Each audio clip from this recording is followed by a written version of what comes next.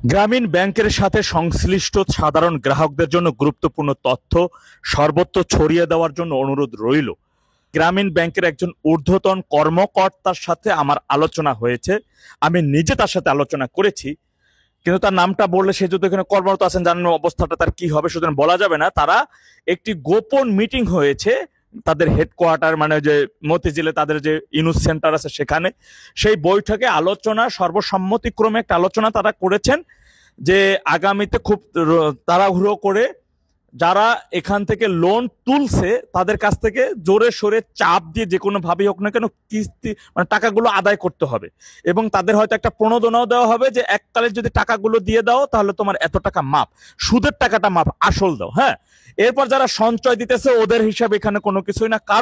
এর কারণ হচ্ছে তারা এটা উপলব্ধি করতে পারতেছে যে যেভাবে বহির্বিশ্ব থেকে চাপ এবং যা কিছু উপলব্ধি হচ্ছে ধীরে ধীরে, এবং এতে ডেভিল ইনুস খুব তাড়াতাড়ি বাংলাদেশে থাকতে পারবে না। আর সে এখন প্রধান উপদেষ্টা চেয়ারে আছে, এই অবস্থাতেই যেভাবে সারা দেশব্যাপী সাধারণ মানুষ গ্রামীণ ব্যাংক জ্বালাই দিতেছে, পোড়াই দিতেছে বিভিন্ন জায়গায়, এক্ষেত্রে এই ব্যাংক গ্রামীণ বলে কোনো প্রতিষ্ঠান থাকবে না। এই কারণে মূলত তারা এখন এই নগদ অর্থ যেটা পাবে এটাই তারা তুলে নিয়ে যাওয়ার জন্য এখান থেকে নাই হয়ে যাবে, মানে ডেস্টিনির মতো করে। এখন হচ্ছে যারা সঞ্চয় রাখতেছে জমা তাদের হিসাব তো ওই যে ওইটা চলে যাবে, হঠাৎ করে হাওয়া হয়ে যাবে কিস্তিটা তুলে। মূল টার্গেট হচ্ছে কিস্তি তোলা। এখন আমি এটা থেকে অ্যানালাইজ করে যতটুকু আমি পাইলাম, ওই ভাইয়ের কথা তিনি অনেক অনুরোধ করছেন আমার নামটা প্রকাশ করবেন না ভাইরা। তো যারা আপনারা এখানে সঞ্চয় রাখতেছেন তাদের জন্য আমার কথা, যারা কিস্তি দিচ্ছেন আপনারা চিন্তা করবেন কিস্তি না দিয়ে যদি একটু লুকাই ঢুকাই থাকেন কিছুদিন, কয়েকদিন ধৈর্য ধরেন, এমনি আপনার টাকা ওটা মৌকুফ হয়ে যাবে।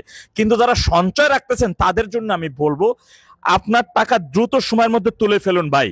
আপনি যে শাখায় টাকাগুলো রাখতেছেন ওই শাখা যদি কালকে জ্বলে যায়, পুরো ছাইয়ে যায়, তখন কিন্তু আপনার কাছে রসিদ আছে, ঠিক আছে, এই রসিদ নিয়ে ওরা আপনাকে কি বলবে, আপনার এখানে তো কোনো প্রমাণ নাই, সব ডকুমেন্টস পুরো ছাই হয়ে গেছে, কিছুই নাই, আপনি আমাদের হেড অফিসে যান। হেড অফিসে যখন আপনি যাবেন আর এই প্রসেসিং করতে করতে আপনার প্রায় 4-5 মাস লাগে যাবে, 2-3 মাসও লাগে যাইব।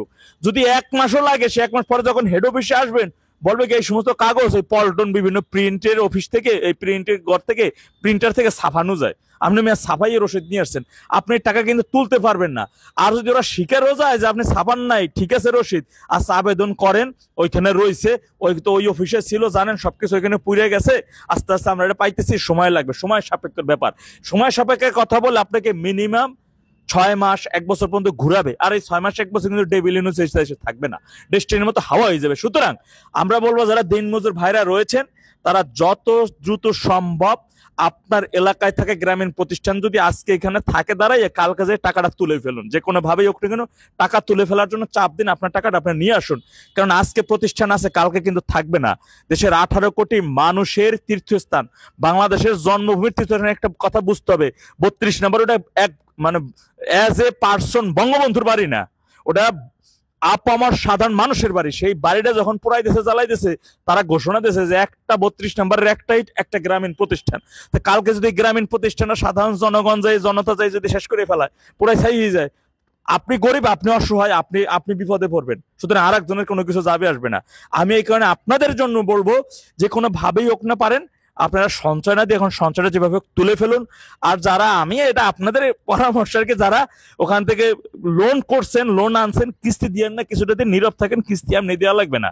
তবে এটা আপনারা বুঝতেই পারছেন ডেভিল ইনুস এই দেশ ছেড়ে ওরে পালাই যাইতেই হবে, ও দেশ ছেড়ে পালাবে আর কি, পালানোর চেষ্টা করবে, কিন্তু আমরাও চেষ্টা করতেছি ওরে কেমনে দেশে রেখে ঝুলাই আবু সাইদ করে দেওয়া আর কি।